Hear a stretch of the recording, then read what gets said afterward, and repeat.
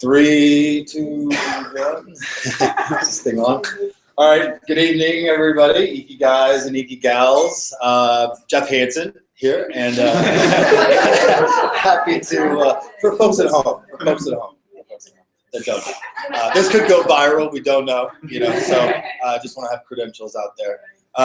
Super excited to chat with you guys this evening, and gonna spend our time a little bit, just give you some background on myself and the format at which we'll tackle this topic, which could be broad and deep and far-reaching, but we're going to try to be concise and focus on a few things that hopefully can be applied in, I think, most everybody's day-to-day and what we're doing and maybe what we're doing after we're done with Ikigai and remote year. So hopefully there'll be some tidbits and some attitudes and some paradigm shifts if we're really good. So a little bit about me and the topic that we're going to talk about. I've been in sales and sales management for roughly the past 20 years or so. And I think I got into sales before I even realized it. And it was kind of a weird way that I got into it because my dad is incredible at selling. And, the sayings go, you can sell ice to an Eskimo or things like that. I would just be in awe of some of the conversations that my father would have with folks and how he would take somebody who said that they didn't need something or that something was too much. And, he ran several businesses and would, at the end of that conversation, end up with a transaction. And to me, it was just fascinating. And again, it was kind of intimidating, this ability to kind of influence and persuade folks to do stuff. And we'll spend a little bit of time on that attitude and that transference of knowledge and enthusiasm and helping people make better decisions. A little bit more about my background is that, I've been in sales and sales management for like 20 years, and it's been kind of all across the spectrum. I've worked in selling products. I started out my first jobs in sales was selling knives in people's homes. And then I've also sold to, businesses. And so I've been in an environment where it's been kind of selling to Mr. and Mrs. Jones or, Joe the plumber, all the way up to enterprise and commercial sales at all levels of organizations, dealing with C-level with brands like Amazon or Expedia, Groupon, Salesforce, Apple, Amazon. Did I say Amazon already? Well, they're in there. And then Walmart, and the list goes on. And so, there's a difference in approach when you're selling a product versus a service, or if we're talking to an individual consumer in a B2C environment versus selling to a business. There's different stakeholders, there's different decisions about budget, different ways to get to a yes, and we'll talk about some of those differences as well. I've had a lot of successes. I've had a lot of failures, tons of learnings. I still hold some records at pretty much every job that I've been in. And I don't say that to impress you, but to impress upon you this next point, which is that I never thought that I could be in sales or that I would succeed in it once I got in it. It was something that, again, my first sales job, I got a letter in the mail 2 days after I graduated high school. I didn't know that people, bought names and tried to recruit high school students to come out for like summer work. So my thinking when I got the letter in the mail was, I've been out of high school for 2 days and the world knows that I'm now available and hireable. So they are actively out recruiting me. I phoned the number on the letter and I go into this like kind of shady sales office in East County, San Diego. And I'm greeted by a really nice lady. Hands me an application, and there's like 30 other people sitting in the room filling out the same damn application. But I'm like, they sent me a letter, and I've got the letter sitting next to me as I'm filling out the application. So like, I'm in good shape. Looking around, don't see letters next to anybody else. So like, I'm a shoo-in, right? And I go in and I sit down with the district manager, and he tells me a little bit about the job and asks me about a car and if I'm looking for summer work and a little bit about my background and extracurricular activities and these kinds of things. He's like, hey, you know what? I think you might be a good fit. We're going to keep you for the second interview. And he puts me into this bullpen with 30 other people that he's also decided may be a good fit and wants to give more information to. And then, you know, 5 minutes into this group presentation, he pulls out knives. And I'm like, what the, you know, what did I get myself into? And so I sit through the presentation, mostly because I was in the front row and making an exit would have been a scene. So I was kind of forced to listen to this. Paying a lot of money. And, you know, I knew one thing, that I didn't want to live at home anymore after graduating high school, and I wanted to, you know, kind of find my own way. And so I was keen on making some money. And I didn't want to deliver pizza or continue scooping ice cream, which was what I was doing at the time. And I didn't have any scholarship offers that I wanted to take, so this was my route. And so the guy, you know, at the end of the interview, pulls me back and says, "So what do you think about the product? What do you think about the jobs? This seemed like something you'd be interested in." And in the back of my head, I'm like, I have never sold anything. I can't sell anything. But while that's going on in my head, I said, yeah, I'm interested.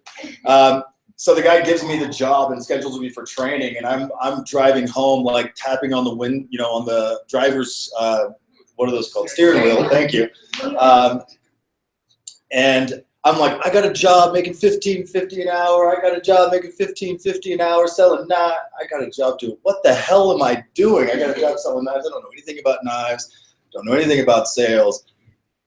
So fast forward 20 years, I kind of found a niche. I kind of found something that allowed me to learn, control my income, afford myself opportunity to learn about new niches, new industries, and also share knowledge with people. So those are some things that really kind of interested me.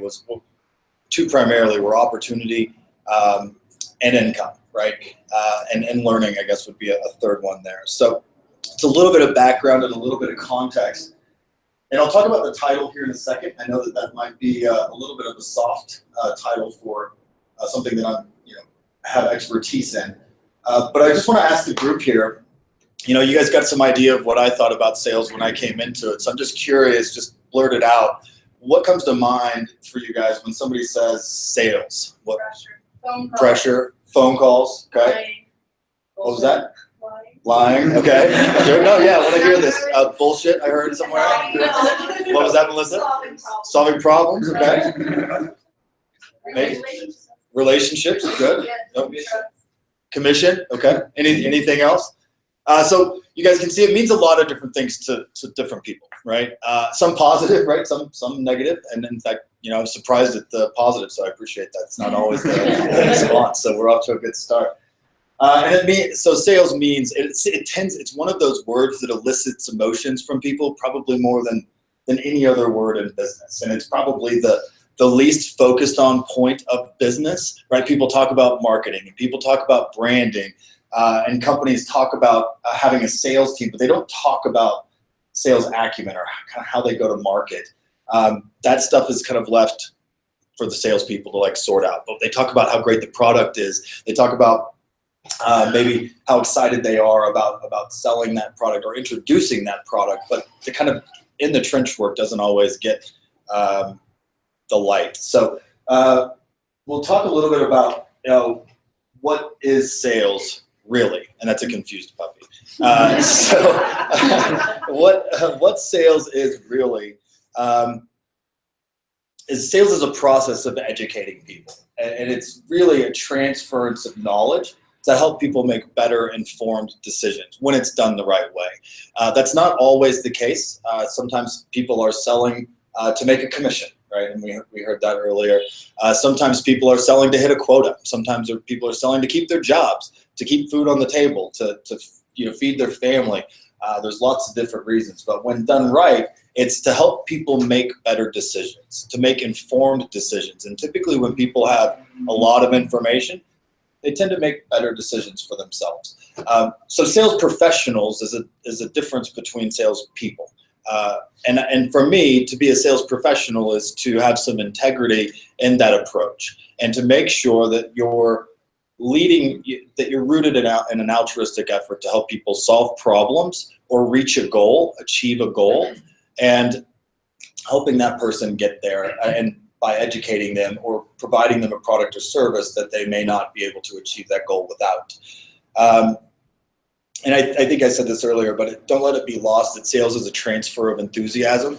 In fact, one of my early mentors talked about enthusiasm. The last four letters of enthusiasm are IASM. I am sold myself. And so it really comes from a belief that you're helping people, make a good decision that's going to make their life easier, save them time, save them money, make them better at their job, depending on the scenario. And we'll talk a little bit about those differences here in a second. And oftentimes people, one of the worst things that can happen in the sales world is that people will make no decision. Sometimes they know that they need something, but they can't choose between all of their options, or they don't understand their options, and so they'll just do nothing and kind of continue on with that pain because they don't want to make the wrong choice. And they don't want to waste money. They don't want to cost themselves time. And so people don't buy when they're confused. And again, as a sales professional, the job is to remove that confusion and help people achieve clarity in what their needs are and what life would look like on the other side of your solution or using your product, whatever it is. Save time, save money, make their life easier, make them better at their job. Those items that I've mentioned. So I mentioned my background, and I'll tell you one thing that I've learned over the years, that sales is nothing if it's not subjective. So there's, we're going to talk about some tips and some kind of approaches, but this is all variable. Now, I can't very well come up here and give a presentation and say, well, it all depends. If they say this, then you say that, and we can do if-then statements until we're, end of days. But the reality is there's a lot of variables that will impact the approach and the attitude that I would take in a certain environment. Some of those things for you guys to think about are if I'm selling a product versus a service, right? Just quickly to go down that road, if I'm talking about a product, we should focus mostly on features, right? When I was selling knives, we would talk about ergonomic handles or double D edges or high carbon surgical stainless steel or something like that. If I'm talking about phones, I might talk about that it has Bluetooth capability, or that I can do Wi-Fi calling, or the amount of memory that it holds, or something like that. Those things really matter for a product. When I'm talking about a service, those things are intangible. So it's more about the value and the ability to articulate what the quality of life looks like in using that service. So if I am, for example, we work in email. We solve a lot of problems for folks in email that they don't know that they have. We have to call those out. We have to understand what those problems are, kind of put ourselves in their shoes. Maybe I'm selling cleaning services, right? I'm a housekeeper. I want to talk about how much more time that family is going to have, what it's like to come home to a clean house and not have to deal with the stresses at the end of the day of picking up and straightening up and doing the laundry or things like that. The value there would not be the feature, but it would actually be the benefit of having that time back in your life, or not having to deal with that, or the stress that comes along with that. For busy folks, that's an appealing idea. It's also important to think about the audience. And then the audience is a couple of key things around the audience. In the business world, right, am I talking to a marketing person or a technical person? I'm going to use different language if I'm talking to a marketing person versus a technical person. How sophisticated is my audience? How much experience do they have in their role? Are they 2 days in at this new company? Do they even know the workings of how to get budget approved? Or do they even know where the bathroom is in the building of their new job? So it's important to understand who I'm talking to and how to speak with them, how to talk with them. And I'll get into language and things a little bit later. But it's important to understand your audience, but also as that relates to your prospect, as I mentioned, your different type of audience, but also in your solution. Again, being able to understand what you're offering, how that benefits the audience. Price point is something that most people think of immediately when they think of sales. Well, how much does something cost, right? And if somebody doesn't buy it, usually because it was too much money or they don't have any money. Well, that's bullshit. It's usually a smokescreen for something else, but it is something that we have to be mindful of, because it is a factor in why people make decisions and why they do or do not take action. But price isn't the only thing. And people, I promise you, have money for things that they want and need. And we'll cover that a little bit later as well. Also the competitive climate. I work in a very niche industry where there is one other company that does what we do. I used to work for that company. And when I was at that company, we were the only company that did what we did. So when people would say, yeah, I'm going to go get this elsewhere, I was like, good luck. You have to pay my price because you can't get this anywhere else. That's a very unique position. Think about cell phone services, right? My messaging is going to change because of the competitive landscape of what's going on around me at other providers. So they have to be mindful of that as well. And that comes with knowing your product, knowing your space, but also knowing your audience and understanding your unique value proposition. Again, I just want to be very clear. I know I said this, but I said it a little bit out of order, so I want to make sure that this isn't lost on the group. The attitude and the approach should be rooted in helping your audience solve a problem or achieve a goal.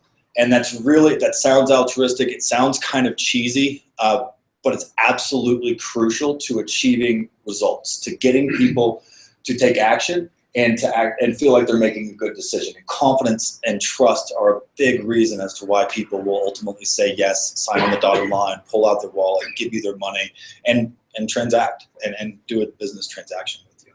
I think I'm behind on my slides, so get to this one. So this is why you need to know how to sell, and this Kitty had great questions, so I put it in the presentation.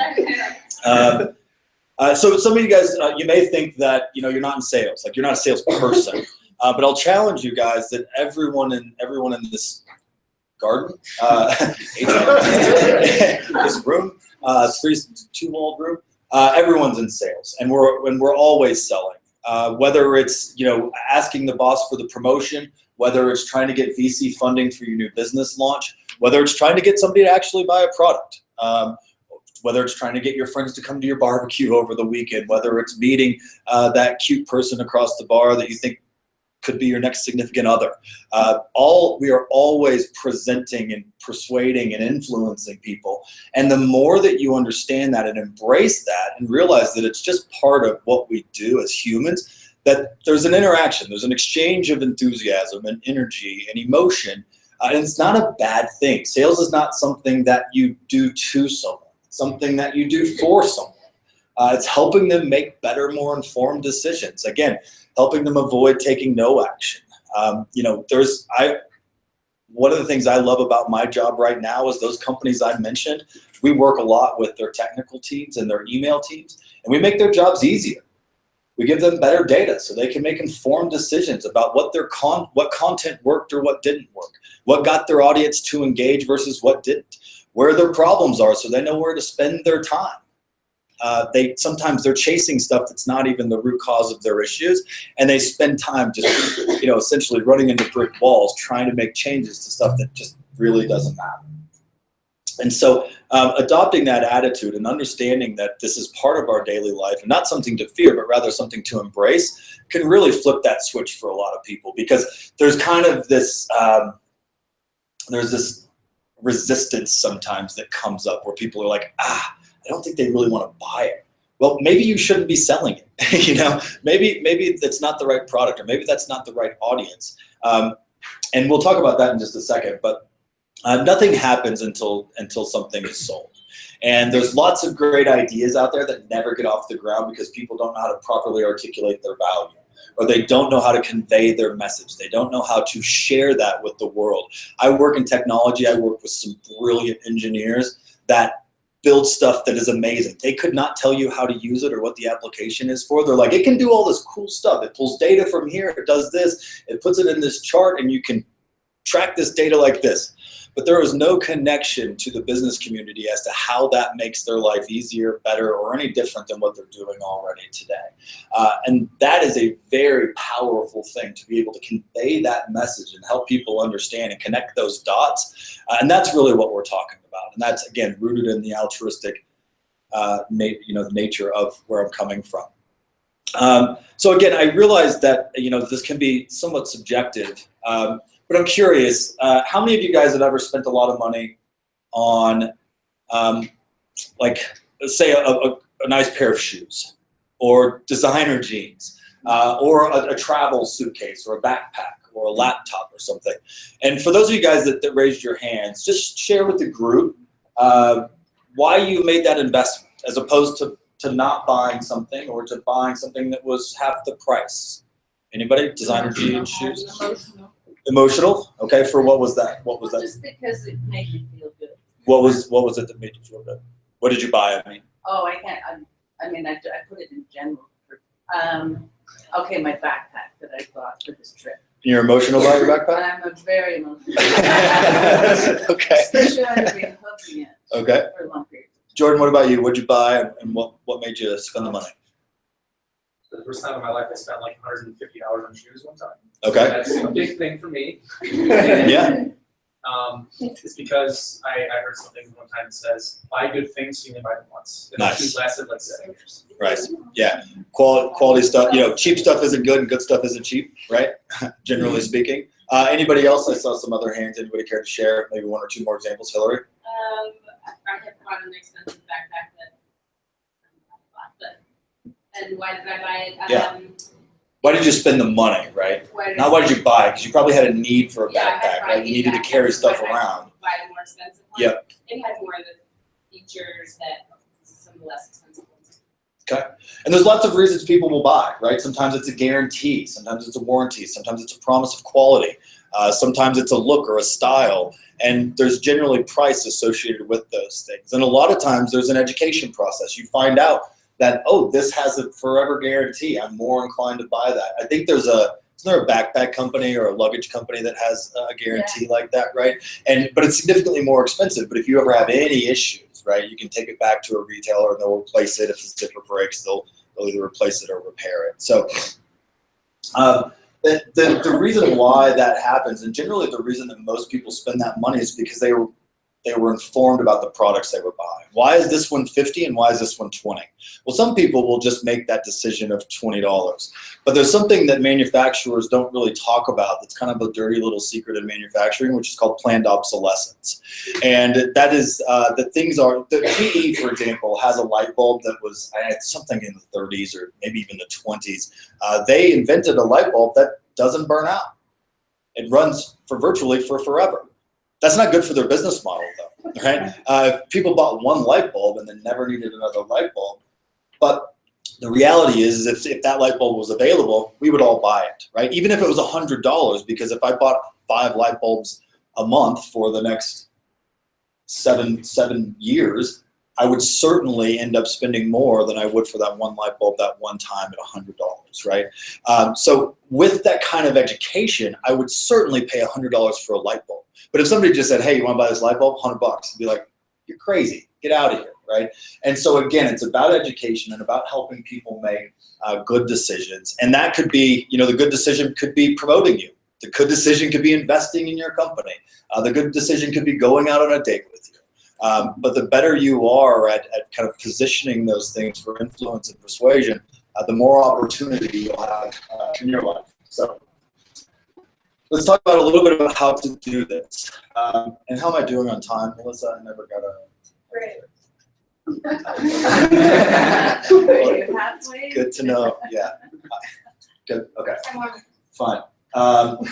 So let's talk about how to approach this. So there's some good ways to do things, right? Like take out the trash. That may not be the best way. I'm not sure what he's doing there, but so this comes back to the title of the talk here, which is how to sell almost anything to almost anybody, almost anytime. And the reason why those almosts are in there, because you shouldn't. Not everything's meant to be sold, right? Especially from my perspective, right? I'm not going to sell somebody something that's junk. If I know that something is going to break in a day, I don't want them to buy it from me. In fact, I wouldn't even sell that, right? I wouldn't sign up for that job. And there's an integrity thing for me, but there's also just the problem that I'm trying to solve. I know that I'm not really solving that problem for that person. I'm probably going to end up causing them more frustration. We've all bought something, thought it was going to do. Maybe it's as simple as a cable connector for your computer to your TV, and it turns out that it's just a power cord and not a data cable. And you have to go back to the store, and you end up wasting time. And the whole time you're cursing yourself for not asking the right question, or for the sales guy for giving you the wrong thing. Could just even be a Walmart employee, and they didn't sell you anything. They just pointed you to this item, right? They gave you the wrong battery, all the way up to buying a limit, buying a car that you knew wasn't going to run, or the radiator was about to go out and you didn't tell that person. And karma comes into play at some level in my belief, but the reality is it's rooted in just kind of doing the right thing, helping the world go round. So maintaining integrity, selling products and services that add value not those that just take up space or bandwidth and cause people frustration and additional hardship. Selling anything to almost anybody. So not everybody is a customer for what I sell. Some people I can't do business with because of the way that they do business or because of what they're looking for. Some people are looking for services that we don't provide. That's okay. It's not a good fit. Don't try to fit a round peg into a square hole. And it's important to have that assessment, right? There's this pressure, Erica, in the sales world to sell to everybody, to not miss, right? And that's just simply not a good philosophy. You got to realize that some people are going to be good fits for your product, others are not. Some people need your services and some people don't.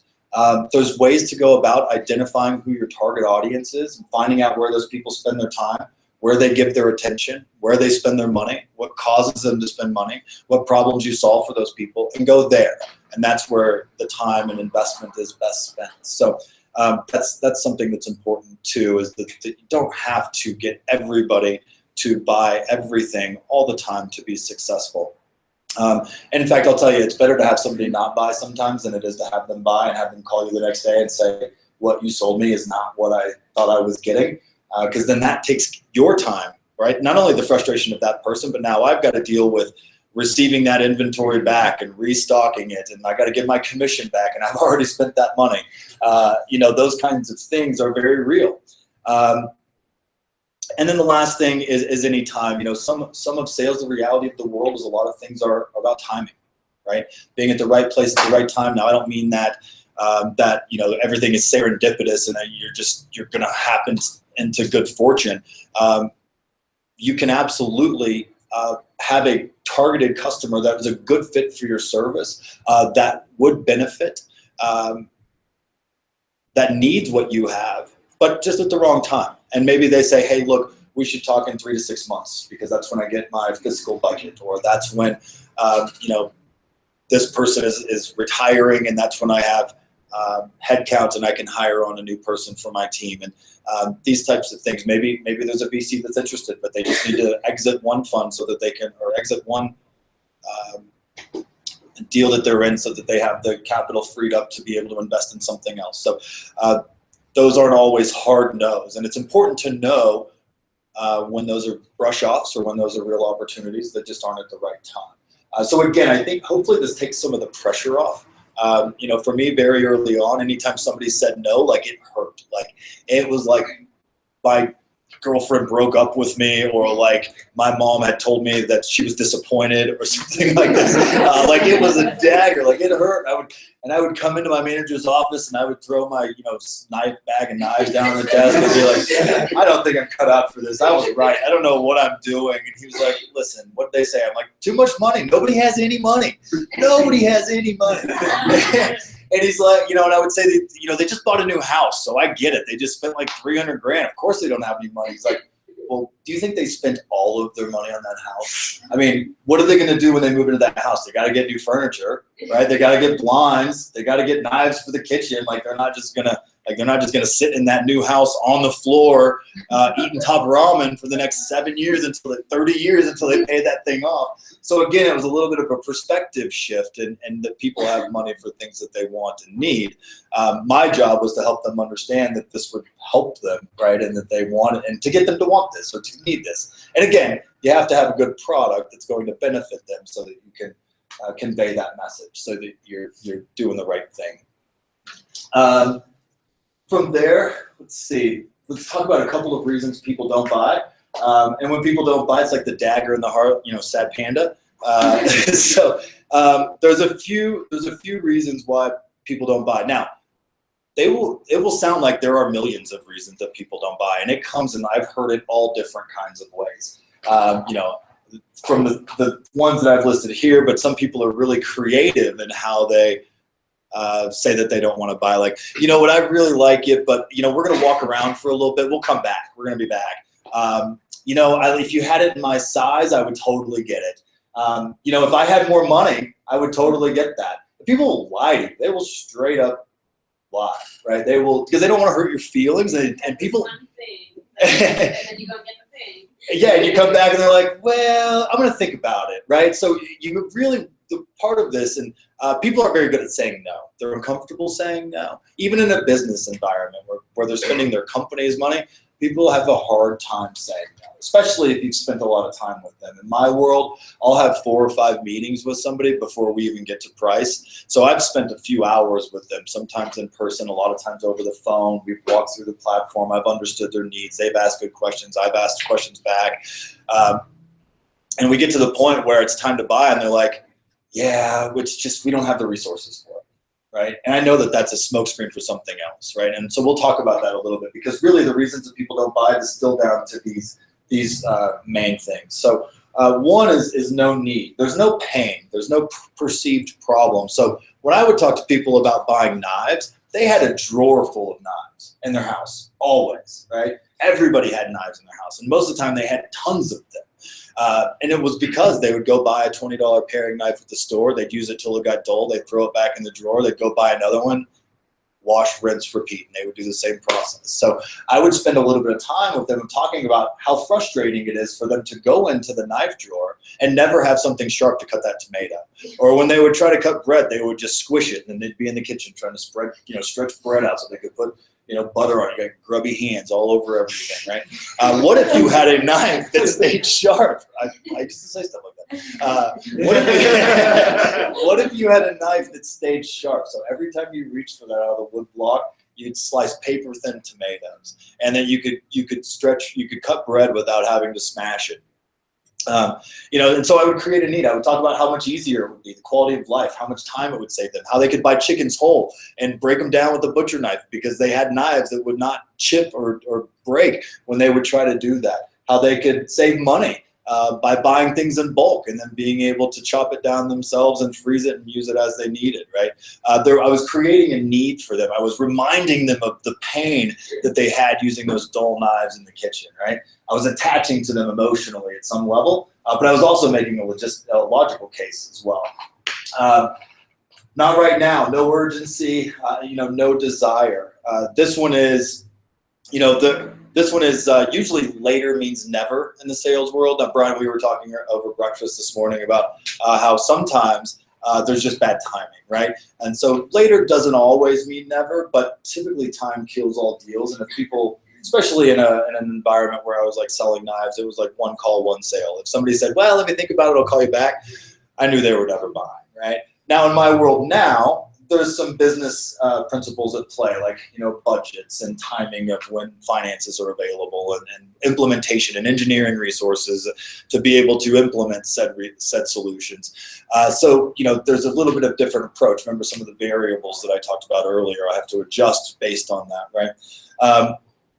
But when somebody says not right now, or there's usually no urgency, or I'll get it later. What's really going on behind that, and what you want to think about trying to convey to that person or that prospective buyer, is the consequences for waiting, right? This problem could compound, right? If you continue to use those dull knives, have you ever slipped and cut yourself with a dull knife? It hurts. If you have sharp knives, that won't happen. For a lot of my customers, their problems with email will compound if they don't address them now. Right now, some of your mail's not getting delivered. If you don't address this problem today or now in the short term, pretty soon you're not going to be able to deliver any mail. And so you've seen your open rates go down. You've seen your revenue attached to email dip. Well, it's about to go completely away. So, the conversation that I have with them is about the compounding consequences if they don't take action now. Now, I don't do that in kind of like a fear-mongering way, right? We talk about how it can be better, right? And that's the positive spin that I'm not using to like manipulate somebody and trying to give them this fear, uncertainty, or doubt that the world is going to end if they don't take action. So the third thing is no trust. One of the things that happens with no trust, people won't tell you this. They won't say that I don't trust you or I think you're full of shit. Some may, but it's like 10% of the world that will be that frank and candid with you. Generally, people don't buy when there's no trust because you don't have any credibility. You don't have any professional credibility. One way to get around that in my world is to use third-party stories, success stories, case studies. When I was selling knives, I would talk about how her friend thought it was too much money for this knife, but now that she bought it, she says it never makes it to the wood block. It's always in the sink or the dishwasher because she's using it all the time. Really, Mary said that? Oh, that's interesting, right? And they would take action because other people like them had made similar decisions that they were challenged with. Risky to make that solution. Like right now, I'm working with Cisco. And they have, or, you know, I'm not working with Cisco, but let's say I'm talking to a company and they have Cisco there, and I'm an Oracle sales rep, right? There's real risk in ripping out Cisco and installing Oracle. What if that doesn't work the way that Cisco does? What if that takes longer? What if there are integration issues and these types of things? So people can lose their jobs over that. Not only just their budget or their money, people can lose their jobs for making this bad decision. So I have to instill confidence that, you know, taking action and making a decision to work with our company is going to be to their benefit, right? And help them understand and mitigate that risk in making that choice or that solution. The next one that we have is no money.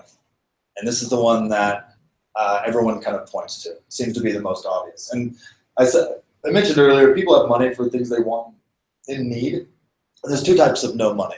There's no money, like I literally don't have the money. Like I think that's a good product. I think that's a fair price. I just don't have the money that you're asking for. So I really want those shoes. Those are the most comfortable ones I've tried on, but I don't have $150. I promise you I'd buy them if I did, you know, and maybe there's some negotiation there, right? Do you have well, funny thing, these are actually on sale, right? And that may be a real thing. That may be something that the salesperson leverages or utilizes in order to make the sale. And sometimes people will say it's too much money just to see if they get a better deal. And that's fair too, right?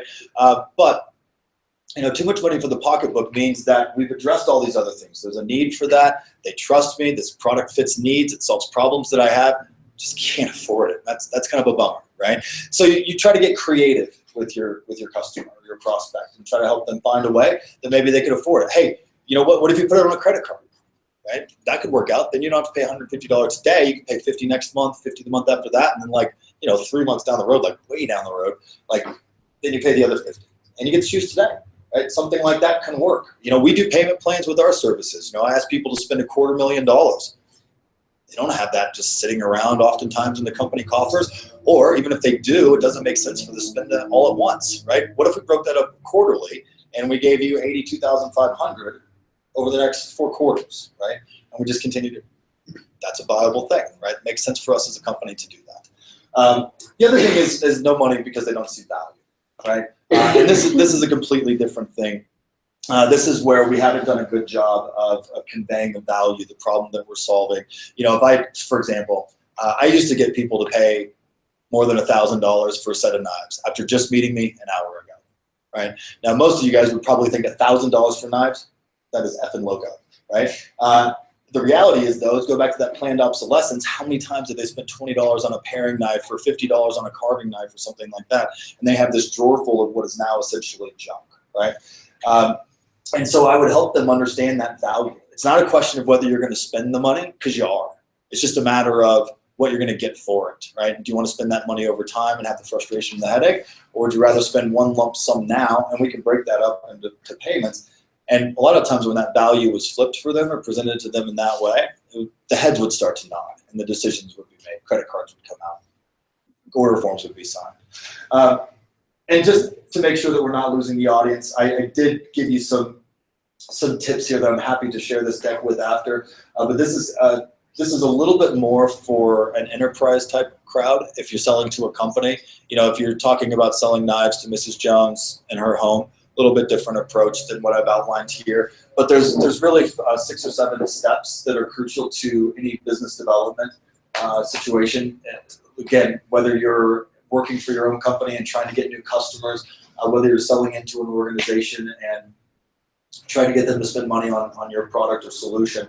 The first thing is ties to understanding your customers and knowing your audience. You know, what are their needs, and assessing them and having conversation with them and digging into that. What does their world look like? You know, what are you doing today? What's working in that world? And in a perfect world, what would be better? You know, if you're doing things this way, are you aware of easier ways to do this? And then that obviously leads pretty naturally to some kind of demonstration of the product. So oftentimes I would talk to the customers about having that junk full of, junk drawer of knives. And the next thing we would do is like, I would show them the solution, right? We would get a tomato out, a super sharp knife, and I'd let them cut it with their knife first, and then I'd let them cut it with my knife. And the difference, like the eyes would get really big, right? Well, that's something you can do in a product. You can sell features. Well, when you're talking about a service, it's significantly different. This is usually, value or articulation. This is helping paint a picture of what life could be like if you had this data, if you had this technology, if you had the ability to do things differently, more efficiently, more quickly, etc. And then making sure that those needs are aligned with the audience. And one of the things that's important to do here is once we've kind of got some of the needs out on the table, is to make sure that those, when we introduce our product, that we make sure that aligns with the problems that we think that we're solving, and that the customer sees the value in that. And then oftentimes there's some pushback. Well, I don't know if I would use that all the time, or that doesn't really work the way that we do it. Our systems are set up a little bit differently. And it's just understanding and hearing those things. Those are not bad things. That's feedback. A lot of people will call them objections. I change the language and I talk about resolving concerns. And I think that's a good place here to kind of plug one thing that I think is really important in business development and sales specifically, is your language. And it's really talking about, for example, when I talk about price, I told you that people would pay knives and they would pay over $1,000. Well, when I would tell them how much it was, I would say, it's only $9.99, right? Well, one thing that I never said was it's $999.00, right? Or when I work in the professional environment now, I don't sign any contracts. We all sign agreements, right? And that changes it. People don't want to make payments. They'd rather make investments, right? So when I talk about breaking something up on a credit card, you can just do that in 3 investments. $50 today, $50 in a month, $50 or I wouldn't even say $50, right? I just misspoke. I'd just say 50 today, 50 in a month, 50 way down the line, But my language, and I also mirror the language of my audience as well. In the world that I live in, if they call them tests, I call them tests. If they call them events, I call them events. If they call them campaigns, I call them campaigns. Just make it easy for them to understand, because people don't buy what they don't understand. And the easiest way to confuse somebody is to be talking about the same thing but using different words. So that's a key point for me, is to really listen to your audience and think about things how they think about them and adjust to your. I also, this extends to presentation as well, beyond language, but also how I dress. If I go in to sell to IBM, I wear a suit. If I go in to sell to Groupon, I wear this, right? It's a completely different culture, right? It's a completely different response. Believe it or not, Salesforce, I wear a long sleeve shirt, but my sleeves rolled up and the shirt untucked. Never a jacket. That is they'll kick you out. You don't belong in that office, right?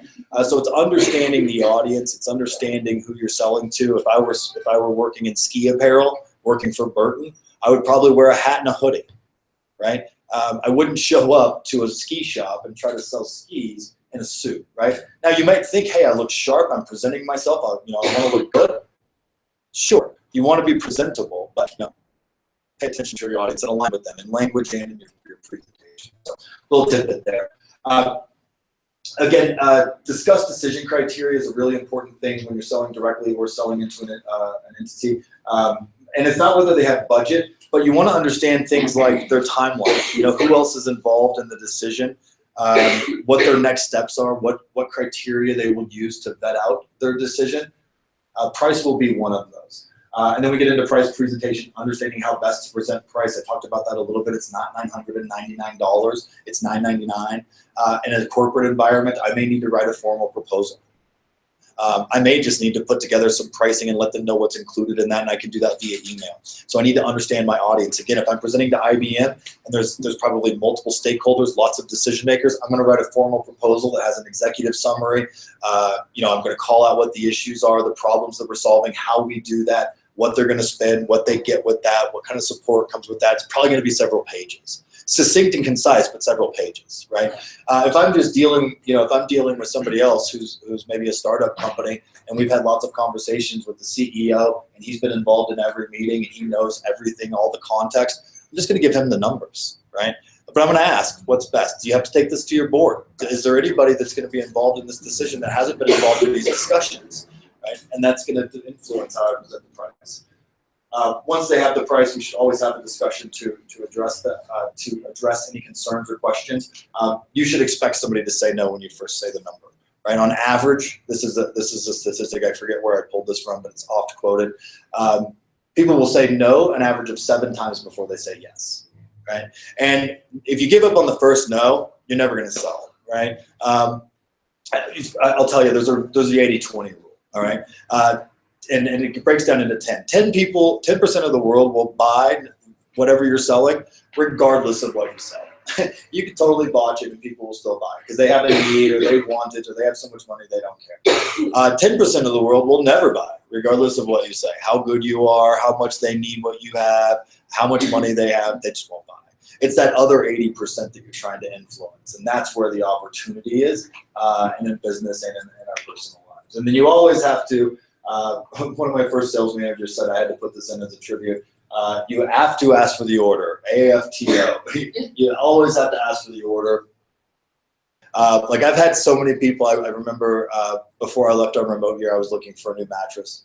And I found the perfect one, perfect price. The dude never asked me if I wanted to buy it. So I just left. I just left. I could not do it. Like the salesperson in me would not let me buy that mattress because he never asked me if I wanted to buy it. And so he's like, so it works for you? You like it? I'm like, yeah, it's awesome. He's like, cool. You know? He's like, does the price work for you? I'm like, totally got the money. He's like, great. You know? And we just stood there for a second. I was like, all right, well, guess I'm out of here. You know, there was nothing left to do. And he never asked me if I wanted to buy the damn mattress, so I couldn't do it. Anyway, this is a quote that kind of resonates with me, and I thought I would share it here because there's a lot of aversion to sales, and a lot of people think I can't do that, or it's too hard, or I don't. Oh man, I could never do that. That was my perspective when I first started 20 years ago. It's not impossible. It's totally possible. You can do it. And I would encourage you to embrace that. It's not taught in schools. It's usually, there's a lot of bad sales training out there. There's a lot of bad salespeople out there. There's tons of terrible tactics. I would encourage you that that should not be the norm. And I promise you my evangelizing of the term sales professional is something that runs deep in my sales organization about how we go to market, how we talk to people, how we present ourselves and how we present our product. And there's a major difference when you're dealing with somebody that has that approach and that attitude than somebody who's trying to make a commission or to make quota or just to make a sale. And with that, I just have a few resources here that might be interesting if you want to continue digging into this topic. Some books and authors about attitude that kind of shape and frame this for you.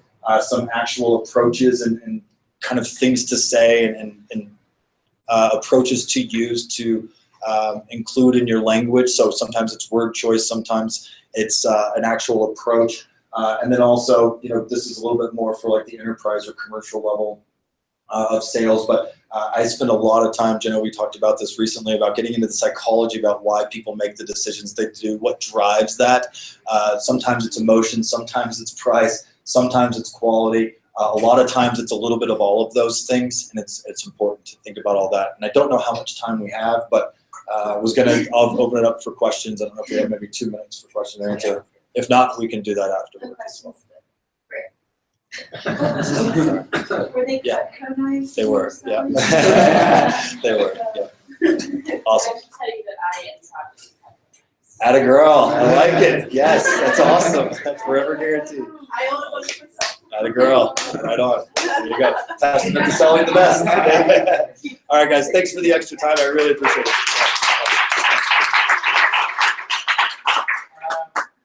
Real quick, thank you all for coming out tonight. If you guys promise to stick around for town hall, I have a little treat for you inside. Only if you promise to stick around during town hall, and then we could immediately come back out and watch Melissa's presentation while you eat. So you guys want to take just a couple minutes, grab some food, come back out here, and then we can get started, and then we'll move right into town hall. And also grab a pen. Come on. Are we doing town hall out here? Yeah. Spit it.